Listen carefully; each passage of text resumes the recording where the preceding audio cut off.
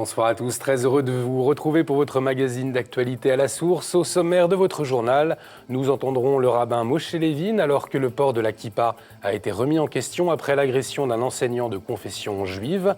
Et puis les chrétiens en Inde sont de plus en plus persécutés, c'est ce que révèle l'index mondial de la persécution des chrétiens, publié hier par l'ONG protestante Portes Ouvertes. On vous en dit plus tout à l'heure. Et puis un témoignage fort, celui d'un migrant arrivé en France et qui tente de s'intégrer, aidé par le service jésuite des réfugiés. Aujourd'hui, pour notre dossier, nous accueillons Samuel Pruvot, rédacteur en chef à Famille Chrétienne. Bonsoir Samuel. Bonsoir. Et Benoît Fidelin, rédacteur en chef à Pèlerin. Bonsoir Benoît. Bonsoir. Nous parlerons de la remise en question du port de la kippa à Marseille. Et c'est sur ce même sujet que nous débutons ce journal. Après la violente agression d'un enseignant de confession juive à Marseille, faut-il remettre en question le port de la kippa ? Le président du consistoire de Marseille, Zvi Amar, a demandé aux juifs de la ville de ne plus la porter par prudence. Depuis, les prises de parole se multiplient, réaction à l'unisson pour la classe politique qui affiche sa solidarité avec la communauté juive. Nous ne devons céder à rien, nous continuerons à porter la kippa, a affirmé Haïm Korsia, grand rabbin de France. Nous écoutons son conseiller spécial, le rabbin Moshe Levin. Ça serait donner une victoire aux antisémites que de dire on enlève les signes religieux, que si aujourd'hui c'est la kippa, demain ça sera autre chose et un jour peut-être ça sera aussi la croix qu'on ne pourra plus porter pour les catholiques. Et donc évidemment qu'il faut continuer à la porter. Beaucoup de gens portent des casquettes pour ne pas se faire remarquer. C'est un choix individuel, ce n'est pas un choix que nous dictons. Ça traduit un mal-être de la société. La kippa, ce n'est pas religieusement quelque chose qui a la même force que le Shabbat ou des lois beaucoup plus importantes dans le judaïsme. Néanmoins, c'est un symbole, et c'est ce symbole de renoncer à sa liberté de religion qu'on ne peut pas accepter. On a vu plusieurs personnes annoncer porter la kippa en signe de solidarité. C'est aussi le cas de Xavier Accard, rédacteur en chef de Prier, du père Jean-Baptiste Nadler, auteur des Racines juives de la messe, et de Régis Burnet, vice-doyen de la faculté de théologie à Louvain. Dans un appel que l'on peut lire sur le site de l'hebdomadaire La Vie, il propose à tous les chrétiens de porter la kippa samedi 16 janvier durant le Shabbat. Un autre symbole fort de coexistence que veulent montrer le pape François et le grand rabbin de Rome, Riccardo Di Segni. Dimanche, le Saint-Père sera reçu à la grande synagogue de Rome, 50 ans après la déclaration Nostra Aetate, un texte voulu par Paul VI. Cette déclaration affirme avec force que tous les peuples forment une véritable communauté. Le pape François a appelé à prier pour les victimes de l'attentat d'Istanbul. Hier, lors de l'audience générale, il est revenu sur cet attentat perpétré mardi par un Syrien, membre de l'État islamique. Il a fait 10 morts et 15 blessés près de la basilique Sainte-Sophie et de la Mosquée Bleue, le quartier touristique de la ville. Vi invito a pregare per le vittime dell'attentato avvenuto ieri a Istanbul. Che il Signore, il misericordioso, dia pace eterna ai defunti.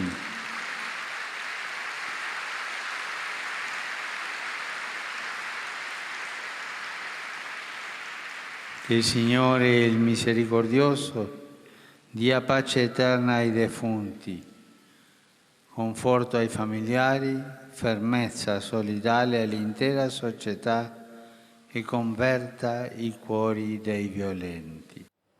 Les médias ces derniers jours ont relaté abondamment de la situation à Madaya, cette ville syrienne où le comité international de la Croix-Rouge est venu en aide aux habitants affamés. Mais ils ne sont pas les seuls à souffrir, comme le rappellent Caritas Syrie et l'Œuvre d'Orient. Environ 400 000 personnes dans 15 localités seraient assiégées par des forces des différentes parties au conflit. Sandra Awad de Caritas Syrie attire l'attention sur le mode de communication autour de Madaya. Nous avons commencé d'entendre les histoires de Madaya, de voir ces photos-là sur l'Internet, de voir des vidéos, de tout ça. Nous étions surpris parce qu'il y a d'autres villages qui ont besoin plus de l'aide alimentaire que Madaya et personne ne parle d'eux. Par exemple, Fora et Kefaya, il y a un cas humanitaire à Madaya mais c'est pas comme le média le montre. Il y a des gens qui ont besoin d'aide alimentaire, médicale, mais c'est pas la famine, c'est pas les, comme vous avez vu, les squelettes dans les photos. Et même on a découvert qu'il y a des photos qui ont été utilisées avant dans des autres choses, comme il y a des photos qui ont été prises de l'Irak. Il y a une photo d'une petite fille qu'ils ont montrée. Et cette fille vit au Liban maintenant avec son père, et le père était très choqué de voir la photo de sa fille sur les médias avec une photo d'une squelette maintenant qui vit à Madaya. De son côté, le patriarche melkite syrien Grégoire III met en garde contre ce qui serait une joie trop excessive. Après l'arrivée de l'aide humanitaire à Madaya, il affirme que Daesh utilise les civils comme boucliers. Il précise également à nos confrères de l'agence Asia News que les services caritatifs de l'Église n'ont pas l'autorisation d'accéder à la ville. Vous n'êtes pas oubliés, c'est le message de 15 évêques après leur rencontre avec la communauté chrétienne et des jeunes de Gaza. Chaque année, depuis 1998, un groupe d'évêques est mandaté par le Saint-Siège pour visiter les communautés chrétiennes en Terre Sainte. C'est la coordination Terre Sainte. Pour ce pèlerinage qui s'est terminé aujourd'hui, les 15 évêques ont visité des réfugiés dans des camps en Jordanie. En début de semaine, ils sont allés à la rencontre de jeunes à Gaza. En Inde, l'année 2015 a été émaillée d'incidents visant la communauté chrétienne. Le parti nationaliste proche du pouvoir ne cache pas sa volonté d'éradiquer tous les chrétiens.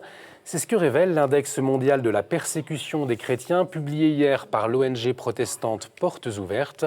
Chaque année, depuis 1997, Portes Ouvertes fait un classement des 50 pays où les chrétiens sont le plus persécutés. La Corée du Nord, l'Irak et l'Érythrée arrivent en tête. Cette année, l'ONG attire l'attention sur l'Inde. John Dayal est l'ancien président de All Indian Catholic Union. Mardi, il était en France pour témoigner de la situation des chrétiens de son pays. This is a religio nationalist group which wants India to be a Hindu nation, not to be a democracy, not to be a country which has all the religions together. And that is dangerous because that would make India lose all that its civilization has given it over the last several centuries, what its great thinkers, what its great philosophers have sought to make it. It will make India into a narrow, sort of a vicious situation or a state like any of these states in the Middle East. Every Christmas, there are people who are not able to celebrate Christmas. They're coerced, they're beaten up, they're arrested, their churches are attacked. This happens every Christmas, not everywhere, but somewhere or the other this happens. It's routine. Nuns have been raped in the past, pastors have been beaten up, people have been arrested on false charges. This is quite the norm. Les conflits et les persécutions obligent les populations à fuir. L'actualité nous le montre tous les jours. L'intégration des réfugiés en Europe n'est pas une question facile et Charles-François Brejon, l'un de nos journalistes, a rencontré l'un d'eux en France. Il est aidé dans son intégration par le service jésuite des réfugiés et la question de l'identité se pose. Reportage. Toute cette zone autour du périphérique nord de Paris, Dad la connaît comme sa poche. Ce réfugié afghan y a vécu 8 mois, dans la rue comme ces SDF, ou dans ce genre d'abri de fortune. Partout, ici, les Afghans qui dormaient, les Afghans. D'autres migrants ont pris sa place dans cette sortie de secours du métro. Elle met ici dans le carton, et après elle dormait ici. À la recherche d'une vie meilleure, Dad espérait autre chose. Mais ici au moins, il ne craint pas pour sa vie. Ma vie c'est très dangereux à cause des talibans parce que quand j'ai été en Afghanistan, j'ai travaillé pendant 5 ans pour les armées françaises et 3 fois elle m'a téléphoné, viens chez nous et après nous décidons une solution islamique que ça va dire qu'elle coupait ma tête. Dad a fui l'Afghanistan seul pour un voyage très long et très cher vers l'Europe. Il a laissé sa femme et ses 6 enfants au pays en sécurité, en attendant de bénéficier du regroupement familial. Mais l'arrivée massive de migrants en Europe, dont une majorité de musulmans, pose aujourd'hui des questions sur l'identité de notre pays aux racines judéo-chrétiennes. Plus qu'une menace, le père Lorenzo Principe y voit une chance. Quand on pose la question de l'identité, il faut bien la poser. La question de l'identité, ce n'est pas une question par rapport aux migrants, aux réfugiés. C'est une question par rapport à nous. Si nous avons une conviction ferme de ce que nous croyons, de ce qui sont nos valeurs, personne ne peut nous les enlever. Et si nous avons quelques doutes, effectivement, c'est notre problème. Date peut aujourd'hui compter sur le service jésuite aux réfugiés pour l'accompagner dans ses démarches administratives, ses cours de français et sa recherche d'emploi. Une volonté d'intégration qui n'est pas toujours partagée par les nouveaux arrivants. Le message du pape François pour la journée mondiale du migrant et du réfugié trouve le juste équilibre, selon Marcela Villalobos. Le pape François, dans son message pour la journée mondiale des migrants et des réfugiés, interpelle la société à accueillir l'autre. Et il revient beaucoup sur la culture de la rencontre et non pas de la méfiance ni de la peur. Mais également, il interpelle les étrangers à s'ouvrir, à s'adapter à la société qui va les accueillir, à l'aimer, à respecter les lois, à rencontrer les personnes qui font partie de cette société d'accueil. Alors que des millions de migrants frappent aux portes de l'Europe, le pape François rappelle aussi avec force dans son message le droit de chaque homme à ne pas émigrer. Et je vous rappelle que dimanche, c'est la 102e journée mondiale du migrant et du réfugié. Plus de 5000 migrants sont attendus place Saint-Pierre à Rome. Ils passeront la porte sainte de la basilique du Jubilé de la Miséricorde, puis ils se rendront à la messe célébrée par le Saint-Père. À Lyon, les victimes présumées d'agressions sexuelles par un prêtre ont décidé de prendre la parole mardi lors d'une conférence de presse. Les faits remonteraient aux années 90. Le jour même, le diocèse de Lyon a réagi dans un communiqué. Un procès canonique est envisagé à l'issue de la procédure civile selon les règles prévues par l'Église, de façon à ce que justice soit faite, peut-on y lire. En 2014, le cardinal Barbarin, archevêque de Lyon, a demandé qu'une enquête soit conduite après avoir été informé de cette affaire.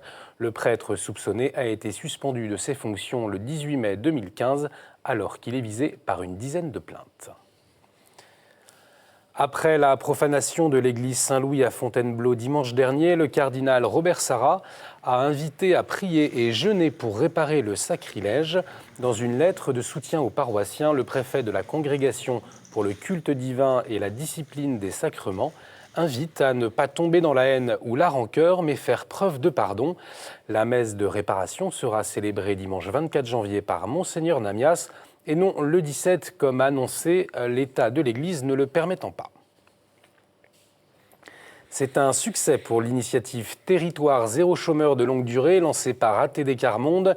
Cette nuit, le Sénat a voté la loi. Le principe est le suivant: proposer aux chômeurs de longue durée un emploi à durée indéterminée, adapté à ses compétences, sans surcoût pour la collectivité. Les entreprises conventionnées devraient voir le jour cet été. 5 départements se préparent depuis plus d'1 an pour entrer dans le projet. À noter également cette semaine 2 nominations au secrétariat général de l'enseignement catholique, celle de Yann Diraison et Jérôme Brunet.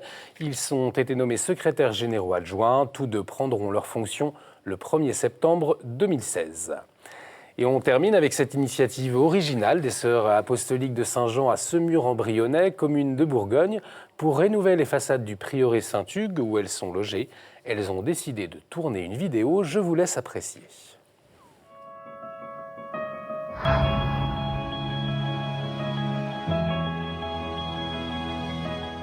Faire le premier pas. 2. Se lancer sans avoir peur.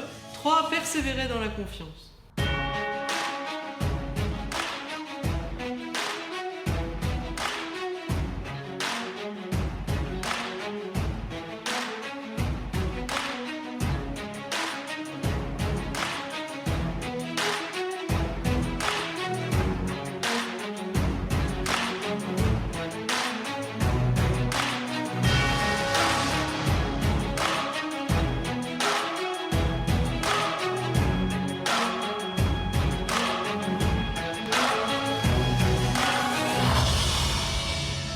Nous sommes presque au but et nous comptons sur vous. Si nous atteignons ce but, peut-être que je me mettrai au ski nautique, qui sait ?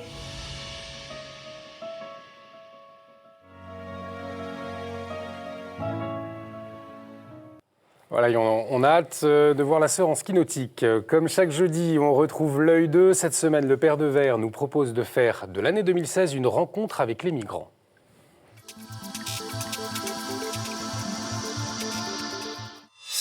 Chers téléspectateurs, d'abord permettez-moi de vous souhaiter tous mes vœux.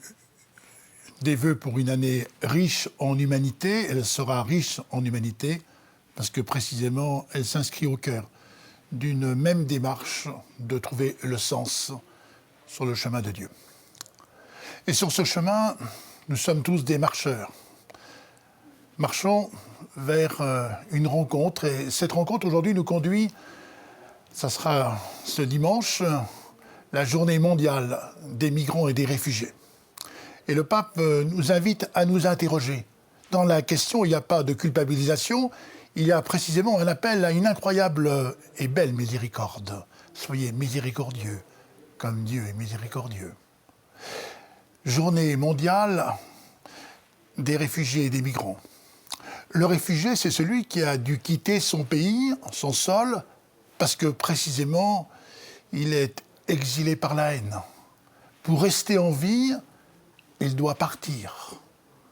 Le migrant, c'est celui qui connaît une autre violence, souvent une violence économique. Il n'a rien ou si peu, alors il recherche des moyens de subsistance lui permettant d'avoir une vie plus humanisée. Comment le leur reprocher? C'est toute la question, en fait, du livre de l'humanité. Qu'as-tu fait de ton frère? Et bien sûr, dans ce même livre d'humanité, il y a la question qui est posée par Caïn, mais suis-je le gardien de mon frère? Ça serait triste que nous répondions non. Nous avons tous, d'une certaine façon, au nom de notre espérance, au nom de notre foi, précisément à garder le sens de l'autre et même le goût de l'autre. Oui, dans ce monde brutal, il nous faut reconnaître, pour reprendre la belle expression de François d'Assise, que l'amour n'est pas aimé. Et cette journée mondiale des migrants et des réfugiés, c'est une invitation précisément à s'inscrire dans une démarche à partir de laquelle l'autre trouve sa place. Merci Père. Tout de suite, c'est votre revue de presse.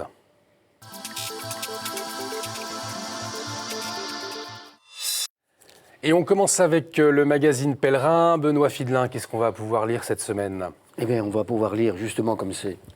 On le voit sur l'écran, tout un article sur le livre du pape François sur la miséricorde, mais il y a aussi toute une enquête sur le chômage. On parlait du chômage tout à l'heure, des territoires zéro chômeur. Eh bien, toute une enquête qui montre que le chômage n'est pas une fatalité. En France, on a tout essayé contre le chômage, sauf ce qui marche. Eh bien, nous, on montre qu'il y a des choses qui marchent, des portraits de chômeurs qui s'en sortent. Donc, c'était un article avec de l'espérance. Et puis, il y a un débat sur la déchéance de nationalité. Il y a de plus en plus de débats dans la nouvelle formule de Pèlerin.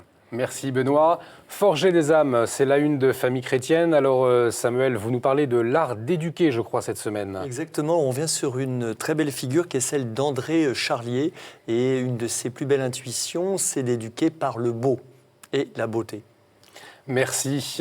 Comment acquiert-on la nationalité française? Comment elle se perd? Voilà des questions qui ressurgissent après le débat sur la déchéance de nationalité. Cette semaine, l'hebdomadaire La Vie propose un dossier avec toutes les clés pour comprendre ce qu'est la nationalité.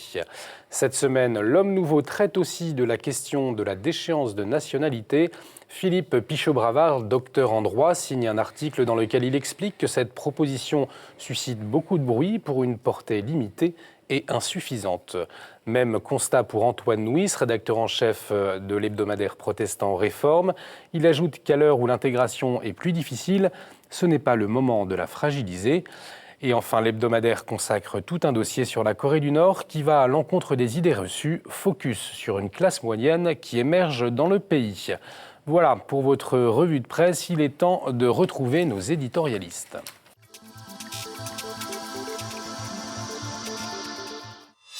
Faut-il remettre en question le port de la kippa pour des questions de sécurité? On en parlait dans ce journal. C'est la question qui agite notre société ces dernières heures. On a entendu de nombreuses réactions. On va en parler avec vous, Benoît Fidelin de Pèlerin et Samuel Pruvot de Famille Chrétienne.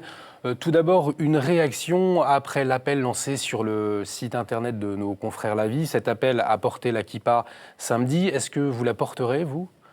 Alors, moi, je me suis permis de prendre celle que j'ai eue à Jérusalem. Je l'ai eue à l'occasion du pèlerinage de Famille Chrétienne. Et je voudrais la mettre pour une raison très profonde, qui est bien sûr de solidarité, mais parce que je crois que nous, catholiques, nous sommes kippa compatibles. Alors, je vais jusqu'au bout de la démarche. Alors, nous, catholiques, nous sommes kippa compatibles pour des raisons en fait profondes. On a entendu Paul VI et ce texte Nostra Aetate. Moi, je me souviens d'une formule très frappante qui est du pape Pie XI, donc on est dans l'entre-deux-guerres, qui disait « Nous sommes spirituellement des sémites ». Ça nous engage beaucoup. Et puis, chacun sait que le pape a une calotte de couleur blanche, que nos évêques ont des calottes de couleur violette. Et donc, je rappelle que la kippa, c'est le signe de la protection du Très-Haut sur nous. Et donc, il y a une solidarité extrêmement profonde. Et puis, notre civilisation a des racines, notamment, bien sûr, chrétiennes, mais judéo-chrétiennes. Et pour toute cette raison, voilà, je n'ai pas voulu attendre samedi pour porter cette kippa. Et puis, je m'appelle Samuel. Et vous, Benoît? Merci Samuel. Non, moi je suis tout à fait d'accord avec vous. Je n'ai pas de kippa. Ça m'est arrivé d'en porter, d'être invité chez des amis juifs qui fêtaient le Shabbat. Bien sûr, moi j'en porterai une volontiers. Je reprends aussi l'appel du rabbin Corsia, qui est vraiment quelqu'un de très, très fiable, très profond, qu'on a interviewé très souvent dans Pèlerin, et qui appelle notamment à Marseille tous les supporters de l'Olympique de Marseille à porter une kippa. Ça fait partie des gestes forts et des gestes non violents. Voilà. Vous savez, c'est aussi dans la stratégie de Gandhi, la stratégie des non-violents, ça passe par des armes non violentes, le boycott, l'appel, et parfois des réactions collectives comme ça qui sont très très fortes et qui sont symboliques parce qu'on est aussi dans l'ordre du symbolique. Alors justement, on est effectivement dans l'ordre du symbolique, mais comment est-ce qu'on pourrait aller plus loin justement dans notre soutien à la communauté juive? Alors, je pense que ce soutien, il est impératif. Et si on ne le fait pas au nom de la vertu ou de la morale, il faudrait le faire au moins au nom de l'intérêt. Pourquoi? Parce que ce symbole, on l'a bien compris, c'est un signe religieux et que aujourd'hui c'est la kippa, mais demain ça peut être le col romain ou le voile des sœurs de Saint-Jean que nous avons vu tout à l'heure. Pourquoi? Parce que c'est en commun le port d'un signe religieux en public et on voit que dans certaines conditions, par exemple à Marseille, un professeur qui, allant j'imagine à son travail, porte une kippa, il devient une cible. Et malheureusement, il se pourrait un jour que des chrétiens, des catholiques deviennent des cibles tout simplement parce qu'ils portent sur eux un élément de leur identité. Et ça serait bien sûr quelque chose de profondément invivable. Mais est-ce que vous pouvez le comprendre, le président du consistoire de Marseille, qui, pour des raisons de sécurité, dit écoutez, on ne porte pas la kippa, on peut le comprendre? On peut le comprendre dans une réaction à chaud. On peut le comprendre parce que c'est quelqu'un qui a vu un acte terrible dans sa communauté, qui a été touché, qui a dit bon, on ne peut plus prendre de risques comme ça. On peut le comprendre. Après, quand on réfléchit, on se dit c'est impossible parce que c'est une atteinte à la liberté de conscience et que c'est impossible. La liberté des religieuses, enfin la liberté religieuse, c'est essentiel dans un pays. N'oublions pas que tous les intégrismes, tous les ultras sont contre la liberté religieuse, y compris les intégristes catholiques qui sont contre les libertés religieuses. Et donc d'abord, c'est la première chose. Moi, ce que je voudrais dire aussi, c'est que bien sûr qu'il faut, mais il y a une part de stupéfaction quand même, une part d'effroi. Quand on voit que c'est à Marseille, dans une ville où, moi j'ai fait plusieurs reportages ces dernières années, notamment quand il y avait une synagogue qui avait brûlé, c'était exceptionnel en 2002 ou 2003, je ne me souviens plus, et à l'époque, il racontait sur Marseille Espérance, les communautés se parlent, il y a quand même 70 000 juifs qui vivent à Marseille, il y a eu peu d'écart. Donc ça se passe à Marseille, dans une ville actuellement pacifiée. D'autre part, c'est affreux de voir, comme dit Roger Kuckerman, le président du CRIF, un jeune qui n'a d'autre rêve que de tuer des juifs et de se faire tuer lui-même, quoi. C'est vraiment incroyable, qui se radicalise par Internet. D'autre part, il faut aussi raison garder parce qu'on se rend compte que, selon les enquêtes de la Commission des droits de l'homme, il y a quand même 80% des Français qui disent que les Juifs sont avant tout Français, voyez-vous. Mais c'est vrai qu'il y en a autour de un peu plus de 20% qui en ont ça. Et bien sûr, on voit un antisémitisme de développé, qui est un antisémitisme, il faut le dire aussi, il faut dire la vérité, qui est chez des populations nord-africaines, c'est des populations immigrées, des populations islamistes, même si c'est loin d'être majoritaire, mais c'est un antisémitisme qui n'a rien à voir avec l'antisémitisme qui était celui de la fin du 19e et celui du début du 20e siècle. Donc il faut aussi dire les choses, nommer les choses. Samuel, justement, alors qu'est-ce que ça révèle sur l'état de notre société, cette affaire ? Ça révèle des choses qui ne sont pas très claires. Benoît disait avec justesse qu'il y a des synagogues qui brûlent, malheureusement, relativement fréquemment. Il y a aujourd'hui aussi des églises qui brûlent. Tout ça pour dire qu'il ne faut pas faire deux poids, deux mesures, et qu'il y a un certain nombre de défenseurs des droits de l'homme en France, et c'est plutôt sympathique, mais on ne peut pas faire le tri dans les droits de l'homme. Donc bien sûr, il y a la liberté d'expression. On pense à « je suis Charlie », mais la liberté d'expression, si elle n'est pas assortie de la liberté religieuse, c'est-à-dire le droit de pouvoir exprimer en public son identité religieuse profonde, eh bien c'est du même niveau. Et donc c'est impératif aujourd'hui de pouvoir défendre justement nos citoyens français, juifs, qui souhaitent, ils sont quand même un quart d'entre eux à porter la kippa régulièrement dans l'espace public. Et 80% d'entre eux, paraît-il, sont l'objet de menaces ou d'insultes.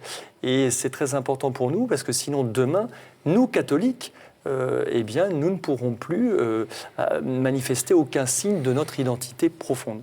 Benoît, un dernier mot. Oui, je crois que l'État, alors c'est vrai cela, alors, c'est moi ce qui me rend un peu dubitatif, c'est que l'État a tout fait. Le CRIF le dit, il y a une surveillance qui s'est décuplée depuis quelques années. Le CRIF lui-même dit on ne peut pas mettre un policier derrière chaque juif. Il y a une protection des synagogues. Il y a tout un plan qui a été mis par la police au niveau national pour protéger les juifs. Moi, je pense que la réponse, elle est d'abord dans la sévérité face à de tels actes comme ça. Il ne faut pas envoyer les gens en prison, forcément. Il faut des amendes terribles. Il faut une sévérité par rapport à ça. Et puis après, ça passe par l'éducation, ça passe par le long terme. L'association Coexister, avec 3000 membres, elle est intervenue près de 1500 fois dans des écoles ces dernières années pour essayer de parler finalement de la tolérance, de la liberté religieuse. Enfin, il faut faire du mieux vivre ensemble une grande cause nationale.